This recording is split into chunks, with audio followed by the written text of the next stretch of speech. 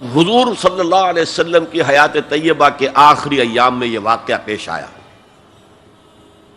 کہ حضور مسجد نبوی میں تشریف فرما ہے، مجمع موجود ہے، اچانک ایک شخص ظاہر ہوتا، شدید و بیاض ثیاب، شدید و سواد الشعر، اس کا لباس انتہائی سفید صاف، کوئی اس پر دھبا نہیں، داغ نہیں، میل نہیں، بال انتہائی سیاہ چمکدار، گرد آلود نہیں، ولا یعرفہ احد منا، اور ہم میں سے اسے کوئی پہچانتا بھی نہیں تھا، کسی بھی ریت سے خاک سے بالکل آلودہ ہوئے بغیر بال ہیں، تو شاید یہ مدینے کا رہنے والا ہو، تو مدینے والوں میں سے کوئی تو ہوتا کہ جو اس کو جانتا پہچانتا، کوئی نہ کوئی تو گریٹ کرتا اس کو مجمع میں، آؤ آؤ ادھر آ جاؤ، میرے پاس آ جاؤ، کوئی نہیں۔ اور اگر براہ راست باہر سفر سے آ رہا ہے تو کچھ گرد آلود بال ہوتے، کچھ کپڑے میلے کچیلے ہوتے، تو لوگ حیران تھے، اور مزید یہ کہ اس نے سیدھا تیر کی طرح مجمع کو چیرتا ہوا حضور کے عین سامنے جا کر بیٹھ گیا۔ اب لوگ حیران ہیں،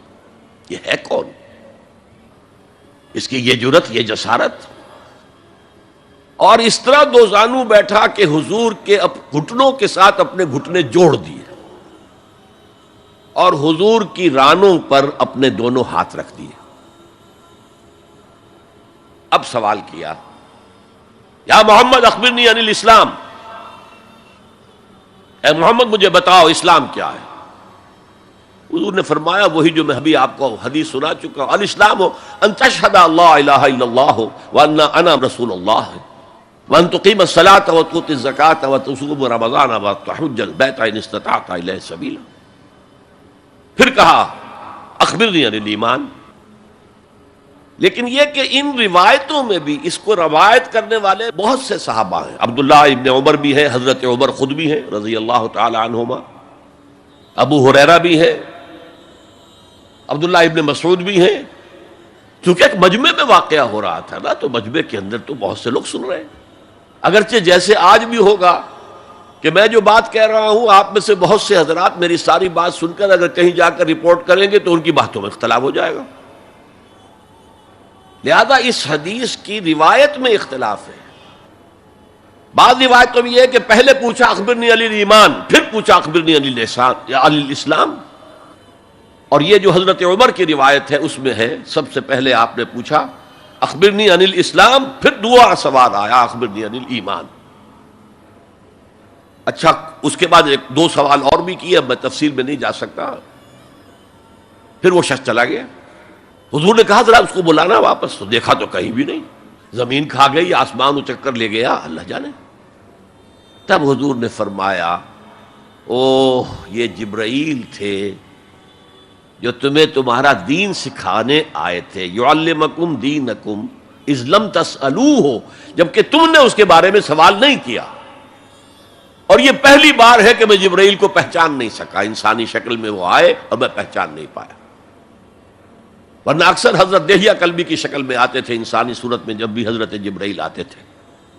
حضرت دہیہ کلبی جو ہے وہ بہت ہی حسین جوان رانا، ان کی شکل میں آتے تھے۔ بہرحال یہ اتنا اہم مسئلہ ہے کہ اس کو کلیئر کرنے کے لیے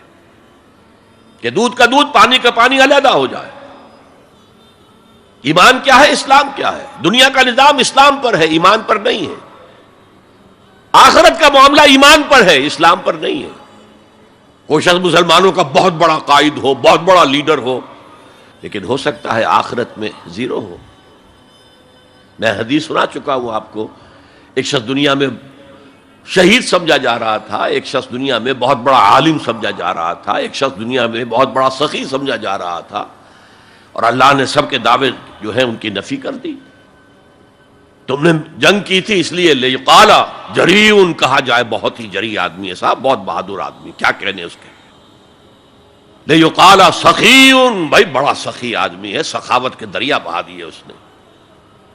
بھائی بہت بڑا عالم ہے، اس سے علم کا کتنا جو ہے لوگوں کو فیض پہنچا ہے۔ وقد قیلا، یہ تمہارا مقصود تھا، وہ مقصود دنیا میں حاصل ہو چکا، تمہاری شہرت کے ڈنکے بج چکے، اب یہاں تمہارے لیے کچھ نہیں۔ اور پھر اللہ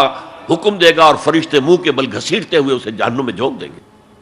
تو وہ اسلام وہاں کام نہیں آئے گا. بلکہ اسلام کیا، اسلام پر اتنی اضافی خوبیاں بھی کام نہیں آئیں گی اگر دل میں ایمان نہیں اور اس کے نتیجے میں نیت درست نہیں.